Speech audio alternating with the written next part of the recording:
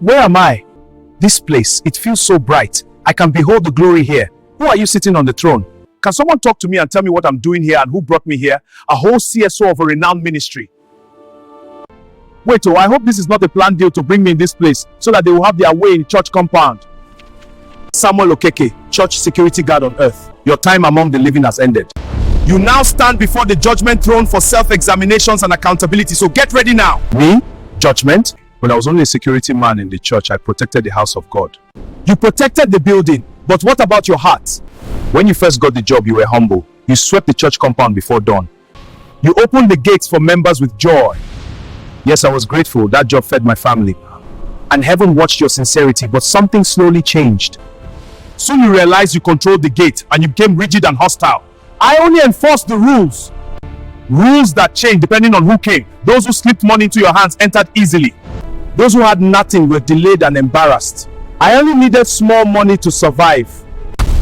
Do you remember the old woman who came early every Sunday? She had torn clothes, she smelled of poverty.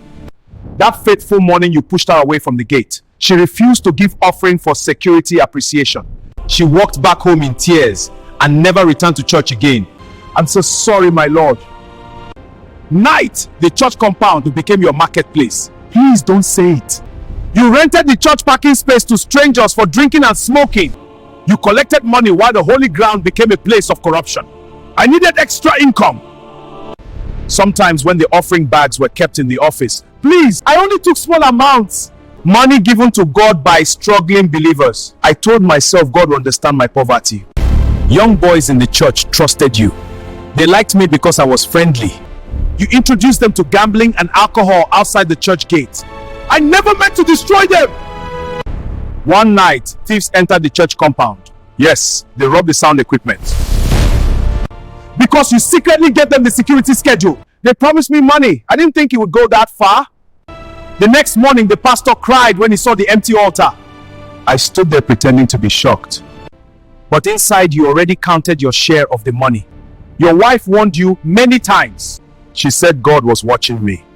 But you laughed and said God is too busy to worry about the security guard. I was foolish. I didn't know heaven records all these. Do you remember the final night of your life? Yes, I was drunk at the church gate. A speeding truck lost control and struck you. I remember falling. I called for help. Your final words were not a prayer of mercy. I said, where is the money in my pocket? Even in death, your heart held on to stolen and corrupt money. What are those voices? The souls you discouraged from worship, the youths you led into sin, the believers whose offerings you stole. Sorry, my man. I thought my position was too small for God to care about. I was just a security man. But faithfulness is measured not by position, but by the heart. Even the keeper of the gate is accountable before heaven. Mercy, Lord. Please give me another chance to return to the world. I will guard the church with honesty. Samuel Okeke, you stood at the gate of God's house but never opened the gate of your heart to righteousness. You rejected warnings and now the judgment of your deeds determined. Please show me mercy. Don't send me to hellfire. The door of mercy is closed against you and your eternal destruction is determined now. Please show me mercy, Lord. Therefore, Samuel Okeke, depart from me, you worker of iniquity. I never knew. Mercy, mercy, Lord, mercy. Holy, holy is the Lord, and without holiness no man shall see the Lord.